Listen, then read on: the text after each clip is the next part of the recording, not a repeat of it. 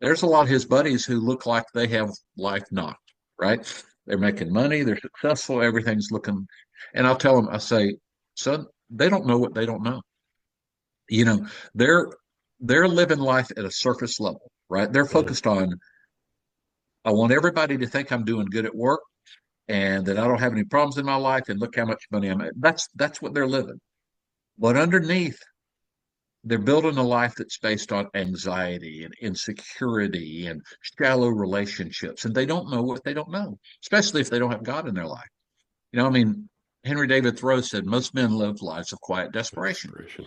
Yeah. That's very, very true. And a lot of people grow up in their 30s, 40s, and 50s, and that's all they know. And so then when something happens to their job, which probably equals their identity or something like that, they don't know how to cope with life anymore. So I'm a firm believer in recovery and even in the book, right? I would suggest if you take the principles of recovery, move upstream, you can use I like the term pre-covery, right? Which is learn how to live life before the problem happens. You move them up further upstream, and I would use the word discovery. Discover that there are ways that God wants us to live that'll bring us more peace, joy, and purpose and contentment and a sense of identity. And if we do that, guess what? We're going to have better relationships. And we're not going to make some of the stupid decisions we're going to make otherwise. Again, we will have trials in our life, but life can go better. Sure. So, yeah, So the second book, that's a yeah. follow-up to the first. What did you want to accomplish with the second book? How is it different? Good question. When I started Steps Ministries, right, I felt called to do it, right? So those experiences before and those three epiphanies that said, why do we wait, till people crash and burn? It led me to write a book. And I discovered I liked doing that research and I liked trying to communicate that to people. So I started the blog way back then. It was a hobby. I still had a full-time job at IBM, right? So, but along the way, I felt called to go do something in ministry. And it eventually became starting a nonprofit. Um, and I was trying to think, I want my nonprofit to be something I'm called to. And I think we're all called to things. And that doesn't mean, we're going to get a message saying, I want you to go be a missionary in China, right? I just mean there are things that we are called to do. And it could be a thing or it could be a series of things. And I think God designed us and God allows the experiences we go through in a way that shapes our calling. So I was thinking about ministry. Well, what things should be part of that? And one of them is, well, God allowed me to be in the business world for 38 years. So I wanted to be able to connect with other business people, right? And to connect in a way where, it uses the logic as well as the emotions. It uses the mind and it uses all that. And so the next book, Next Right Steps, is more trying to say, if you're open to spirituality, but you're a logical person, what is a decision making process you can use to make good choices? Hmm. Because all of us, even effective business people, right? We very often make choices that are either impulsive, like we do it in the heat of the moment, compulsive, because that's the way we always make those choices, driven by emotions, or random, right? Teenagers make a lot of random decisions, you know, as opposed to being more thoughtful and proactive about them. So Right. that's more of a book about making good choices and how do you go about doing it. Nice. So Nice. The STEPS program itself. I mean, we've alluded to it. We've kind of talked around it a little bit, but just briefly, maybe, what exactly is it?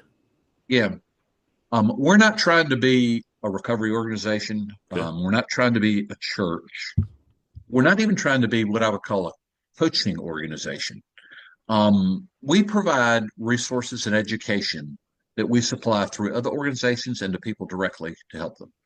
I will teach and speak in person because I like to, but mostly we're trying to capture, online courses, online education, videos. We have two blogs. We're on social media, we're on YouTube. So mostly we're trying to supply resources because, I the part about ministry I felt is I wanted it to be multipliable. right? There's nothing wrong with serving people one at a time, right? Very often that's how it happened. And, but I also wanted to do things that could be multiplied because when you study things like addiction and mental health issues, guess what? 90% of people who struggle with them aren't getting help. They're just toughing it out. And maybe they figure it out on their own. It's possible. It's hard, but it's possible. Or maybe they just grit their teeth and through sheer willpower get through and stop their bad habit. Or maybe they live with it and affects them and the people they love for the rest of their lives, and maybe they die. You know, addiction is a compulsive disease that's progressive. And it may take 40 years to kill someone, but it's it's going to get you. And by killing them, I mean sometimes literally, but also emotionally and spiritually. When I say literally, meaning I've been to the funeral of my wife's best friend. I've my son was the pallbearer of his best friend, and he's been to three funerals. I I meet parents all the time who've lost a son. So, Uh, and right now the number one cause of death in the United States, starting at age 18, is fentanyl. It's one drug is the number one cause of death at age. So, a lot of people die, but right. a lot of people just live lives of quiet desperation. Repeating a habit which they think will make things feel better for a while, which ultimately makes it worse. Hmm. So sorry, I get carried away, but so we provide online and digital resources and education to help people. We supply it through organizations, churches, schools, other nonprofits, but also directly to individuals. If anybody goes to lifeimprovementsteps.com, up at the top, they can see, hey, there's these three toolkits I can choose, and there's one called proactive parenting, right? So you can go to lifeimprovementsteps.com and click on proactive parenting and go, oh, wow, okay. Here's a short, easy to use course on raising teenagers, or biblical parenting, or parenting in a crisis, or grandparenting, or parenting kids. Yeah. So that's what we're trying to do, Rory, is actually make the ministry multipliable. Yesterday I met with a foster parenting organization who's using our resources because foster parents are often picking up kids who have a trauma affected background, Sure. so they're using it with those. We met with the officials of DHR, right, which is Department of Human Resources, who deal with, so helping parents or caregivers is a primary part of what we do. We have a curriculum for teenagers themselves. It's being taught in an inner city high school now, and we're piloting it, and we'll make that available for teenagers themselves. It's originally an in-person curriculum that can be taught in small groups or a class, but we have online material for individuals, who are dealing with anxiety or any early indication of mental health or substance abuse, but also just things about how do you live intentionally, how do you be more productive in life, how do you have good relationships, because all those are part of us, right? We are Right. designed as holistic beings, right? God said we're supposed to love him with all our heart, soul, mind, and strength, right? So what we create tries to address our holistic well-being, which we would say is spiritual, social, mental, emotional, and personal, our will.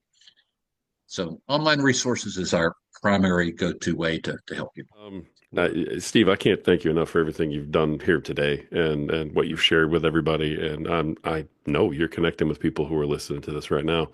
I would be remiss, though, to think that we've covered everything, because you've unpacked so much and you've got a lot to offer and you're also doing a lot. So let me throw it to you as we kind of close things out here. And I want to give you the floor, for a moment or two. Is there anything I didn't ask you about? Anything that maybe we did talk about, but you want to drive home, a little stronger, or even just a leave behind, something that you want to leave for everybody to contemplate or advice or something? The floor is yours for a couple minutes, my friend. What have you got for us? The leave behind for me is that everybody needs to recognize that we've all got stuff going on.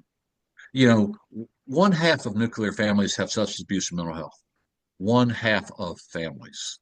Okay. But if you expand that to include anxiety and depression and loneliness and frustration and loss of hope, and job meaningless. We've all got stuff going on, everybody. So for the people who are listening, they're hurting, right? Some of them are living lives of quiet frustration. And if they happen to be in a period where everything is going well, someone, in fact, multiple someones close to them are hurting.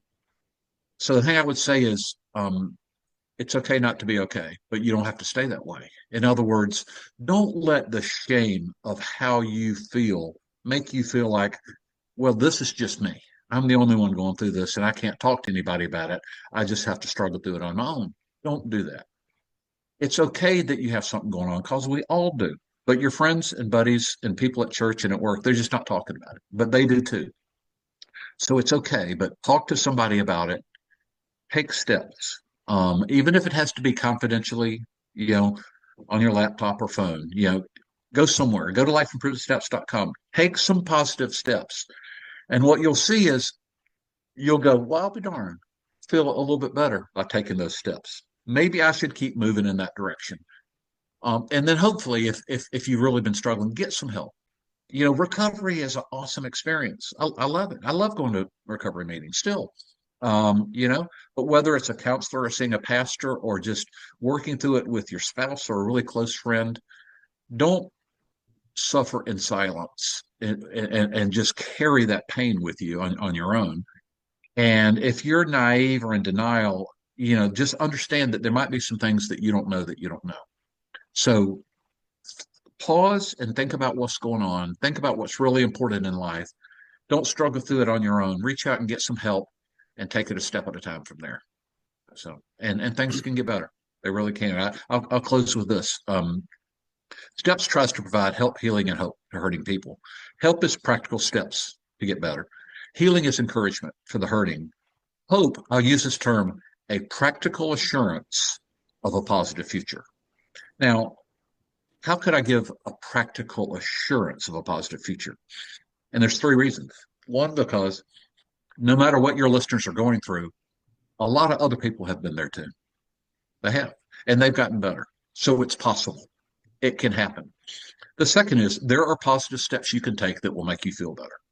They won't fix your problems overnight. There's no magic wand, but there are steps you can take so that you'll feel better.